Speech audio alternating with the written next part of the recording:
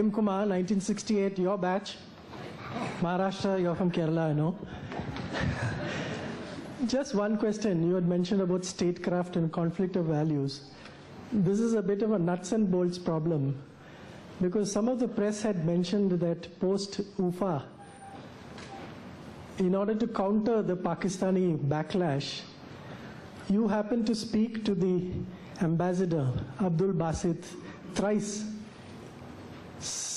without reference to the Ministry of External Affairs, which supposedly had undermined the MEA and embarrassed them to no extent. I mean, these are press reports. And I'm told that diplomats in Delhi had mentioned that your counterpart, Sartaj Aziz, would never have done this to the Indian ambassador, T.C.A. Raghavan. So, when the core is of state security, how do these little issues of protocol straitjacket you in terms of your deliverance? Because I know in government, hierarchy plays a very important part. And there is this reported, it has been reported in the press, that this had hugely embarrassed the Ministry of External Affairs, and within brackets, Sushma Swaraj also.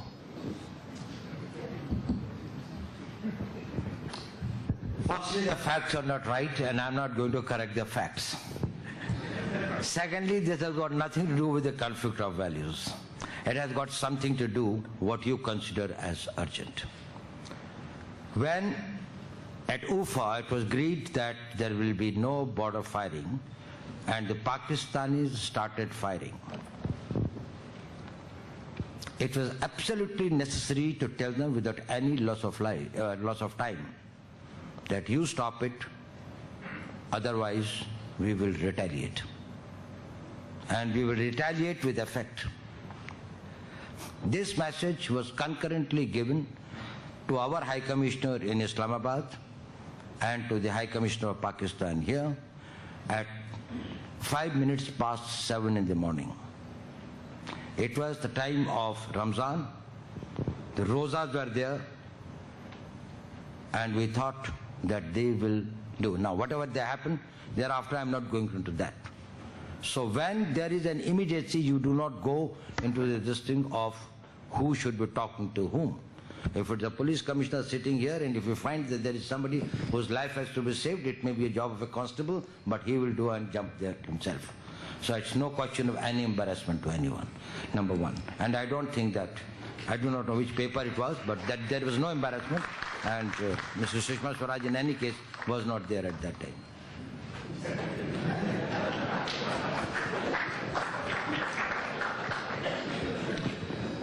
And there is no this thing, that is probably the PMO dictates the terms or calls the shots. It is completely wrong. It's all a teamwork. We all work in very, very closely in a team. Whatever it is. You know, sometimes there's a conflict between important and immediate. And one does not know whether you should do something which is immediate or do something which is important.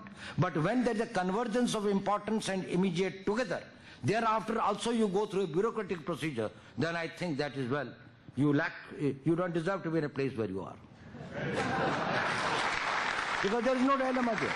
It was both immediate, it was both important. So lead it by the front. Good evening to all of you. I should really thank Lalit Doshi Memorial Trustees for having lectures.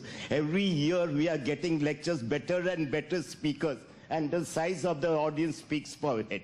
Last year we had Raghuram Rajan, and today we are honored to have you, sir. Sir, two observations.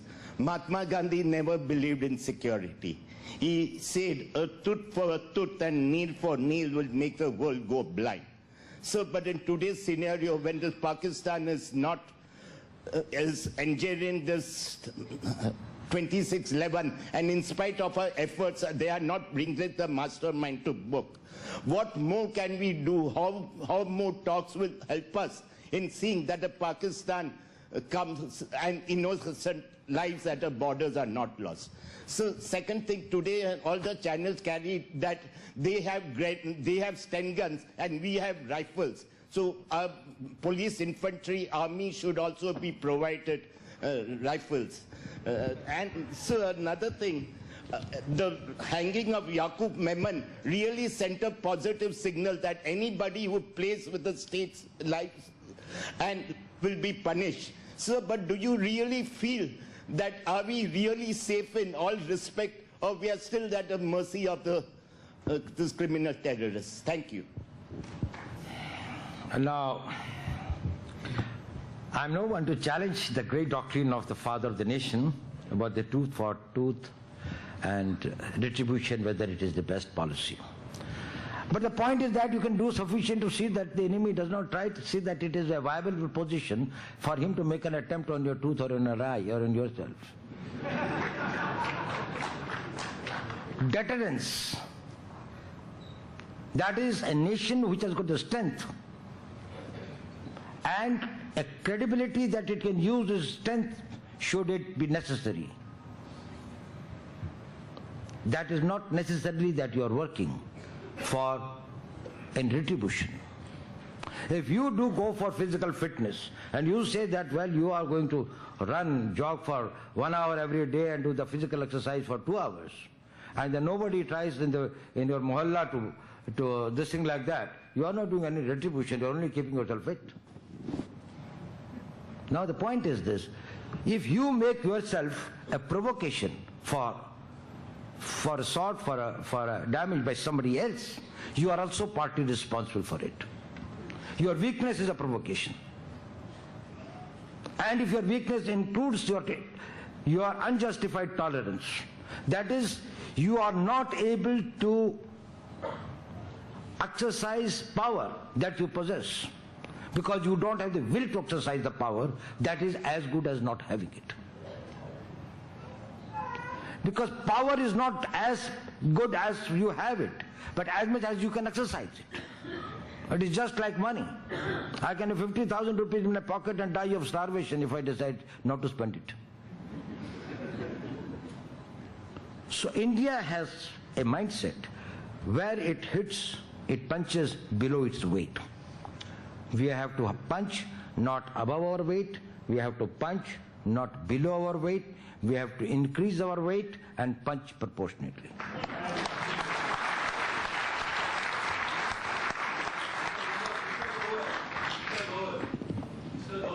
Yes, sir. My name is S. Balakrishnan. No, let me, there was 2 small points, I'll just finish it. Rifles and stand guns.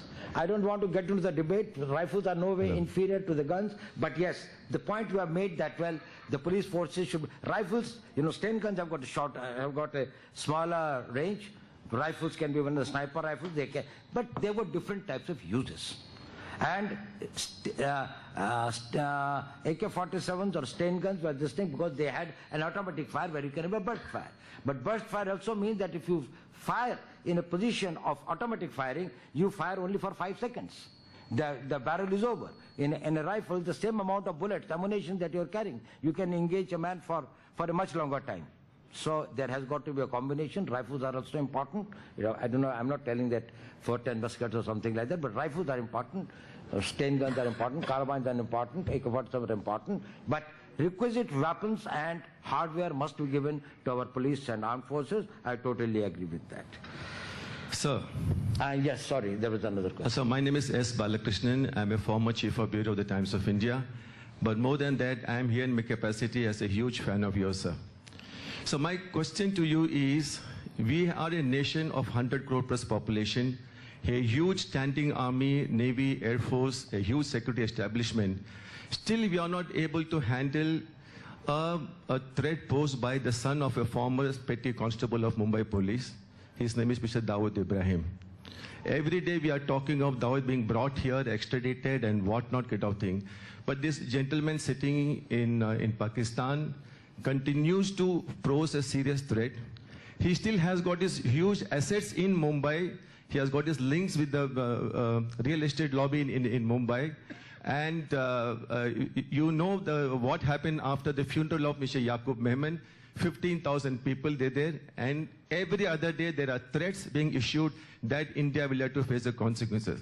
So my question is that why India is not able to tackle this threat called Mr. Dawood Ibrahim? Thank you, sir. Okay. You know, you have raised two questions, actually. It's one distinct. One is about the comprehensive national power, and another is about the convertibility of power.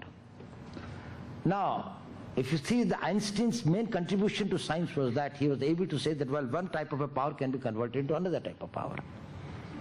Or rather, it is interchangeable.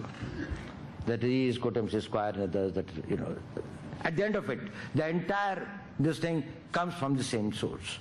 But in this interest, in the context of the state, you require power, that is one thing. Convertibility of the power is not always possible. For example, well, if somebody has picked your pocket, you know, a huge armor tank battalion here, what do you do with that? You will not be able to convert this thing. So when it's a big army or a big navy or a big air force, yes, if it's a threat from, say, Ki-17 aircraft from this thing, or F-16 aircraft from Pakistan, or DF-21 missiles from China, we will say that, well, we have got Agni, we have got this thing. It is not against somebody who is a fugitive living under the protection of some intelligence agency in a guarded place. So the interconvertibility is not always there. You may have legal power, but you cannot automatically convert that legal power into a muscle power. There's a due process through which you can do it. So there are two things. We are a country of 100 crore. We are a powerful country. There's no doubt about it. We are a much importantly emerging economic and military power. We are, and we will be much ahead, I think, in next few years. I'm very, very sure of that. But whether this is a specific thing leads to that or not, that's another thing. Now, if it is a challenge, and the state must develop those type of powers, if required, to meet the covert threats. And well, what can be done, I don't think this is a matter to be discussed in a place like this. But yes, whatever has got to be done should be done. But then it is not that that you just denounce that, well, we have got a big army or a big administrative structure or a defense ministry and others, they are all useless because there is one particular type of a threat there. That's a different threat, they have got different. All tools cannot be used for, you know, you cannot do the string with the screwdriver. Yes, please. Yes, please. Just one question in a lighter vein. I am Ashok Ajmera. I am an investment banker. Sir, there is a gap of about 6 to 7 years between you retired and now you have become again active. And 4 years back, we had an opportunity to have you here in Rotary District Conference. With Ajit, my friend, was the president. Yes, yes, I know, he's a friend of mine as well. Friend of yours. And in that lecture, special lecture in the district conference, many of the things which you said now or you are doing now, you said. So I have two questions. Number one, how to keep yourself abreast with what is happening around, even after retirement of a very active life. How to keep yourself fit, and how do you feel after you come back more actively than what you were when you retired? And it will be a message to, I think I see 20 of the retired officers out of that, I think 6 police commissioners sitting here, many of them my friends. Mr. Julio Rivero just was there in our Rotary Club last week. So, does it a message to the people around that even after retirement, you keep yourself abreast with whatever is happening around, you keep yourself fit, informed, and you may also get this kind of opportunity later in the time of your later part of the life. Okay. Thank you, sir. Well, I think there are a lot of assumptions in your question, but I will accept them because they are in my favor. You assume that I am updated, you assume that I am abreast, and I am fit. Maybe, may not be. Only the time will prove. But even if I am not, I can definitely tell you one thing. Well, as far as question of remaining updated and abreast is concerned, your mind is like a sponge. Greater the pores in the sponge and less filled it is with muck, greater its capacity to absorb the water. Keep your mind out of petty jealousies, small personal interests, who is doing what and who is talking what, and things like that. You know, you are taking away the tremendous capacity of your mind by this thing that you do not know how much of energy and talent it is sapping out of you. Then it, with the residual 5 to 10%, if you mop the floor, how much of a water will it pick up? So keep the mind free so that you can use it when it is required. And if it's not required, just be a relaxed, happy man. Just enjoy the life. Life is meant for enjoyment. Sir, Arun Nanda here. No. Sorry. Yeah. We are here. Now, Sharyutai. 1 minute, please. Sharyutai. Oh, thank you. There is a feeling, Sharayu Daftari, there is a feeling that India couldn't catch Tiger Benin, so they have caught his younger brother and executed him. What do you think about that? I think it's completely wrong. I don't agree with it at all.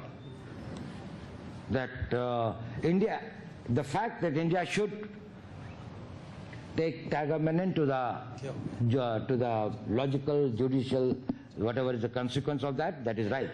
But they are started. This is not this or that. It is not that if this was right, then this is not right. The other thing is not right. Yaqub Menon is a standalone thing. Tiger Man is a standalone thing. There are many others who are standalone. How they get related? Because you know it is just like this. That since you cannot do anything to me, you will slap my grandchild. Oh, that is no logic. That is no revenge. That is no consequence management. So there were certain things against Mr. X. He was tried through the due process of law. He was destined to the due process of law. The same applies to B, same applies to C, same will apply to everyone else. So that interlinkage I don't think is the correct one. I don't agree with that at all. Sir, this recent incident in Punjab, did the media blow it out of context? What is your personal reading? Because if you read some of the newspapers, it seems a precursor to a lot of things to happen. What's your reading of it? No, my reading about reading the media is that well. No. You're reading of you're the National Security Advisor. Media For us, you are the state. No, it's all right. You know, it's like this. Media is a very interesting entertainment for me.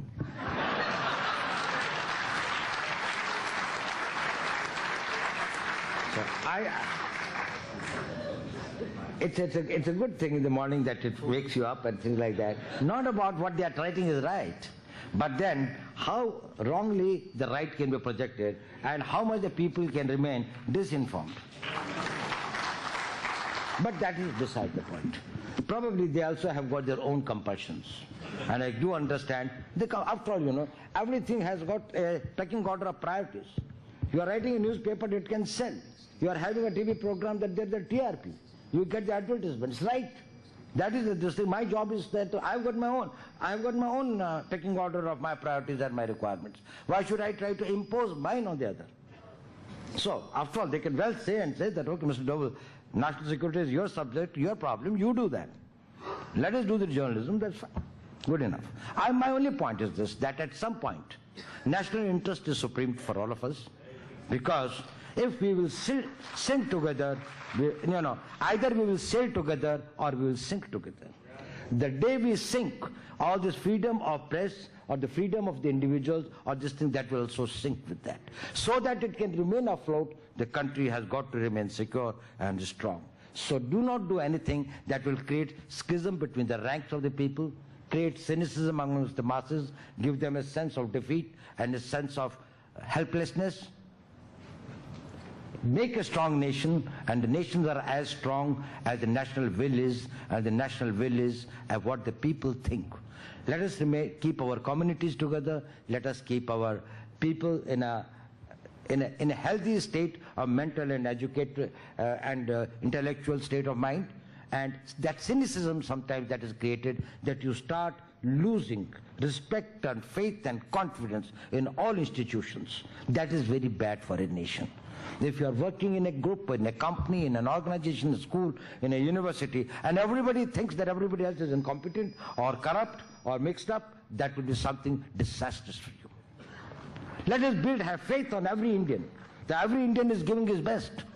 Everybody is doing his duty to the best of your this thing. If you are not able to comprehend it fully, probably we give the benefit of doubt to them, and I give it to the media. I think, I have spoken and I have interacted the people with the media all over the world in different places, and I have talked. We have got some of the finest brains in our media. The question is this. Their problem is, sab log padhte hi hai. We are writing about these petty crime or petty human weakness stories because that is what is spicy, that is what people read. Now it's a vicious circle. You write it, so people read it, they get interested, so you write more of it, so they get more interested, and you are in that circle. Where is the serious journalism? So after all, in this country, many things are happening beyond what is something which is very debasing and others. It is bad that, we try to denigrate our own self, we try to only show the negative part of our character, of our nation, of those things. I think there are a lot of positive things. So let us all be very positive and build the nation together. The substantive, I have a question here. No. I have a question here. The substantive question is, will you justify violence to maintain statecraft? Now this is the last question. We will not be able to take more questions. We have a procedure of ending on time. So this is the last one which you asked. Absolutely yes. There is no confusion. But there are riders. Through the rightful processes, through a way which is in consonance with the nation's law, its constitution, its established values, and its international interest. It is not that you approve the violence by the state in an indiscriminate way. That is not approvable, but definitely should it the supreme interest of the nation, there is nothing that the nation should stop. It should go to any length. If need be, there cannot be any compromise on that. After all instrumentalities of the state have been made basically to serve it. Why was the Constitution made? Why was the Constitution made? It was made to serve the cause of India. It was we the people, we thought that we give it. Now there is somebody from behind, he said, who decides it? In a democracy, the majority decides it. Please contest the next election. And you will know who decides it. We have countries where they do not resort. Thank you.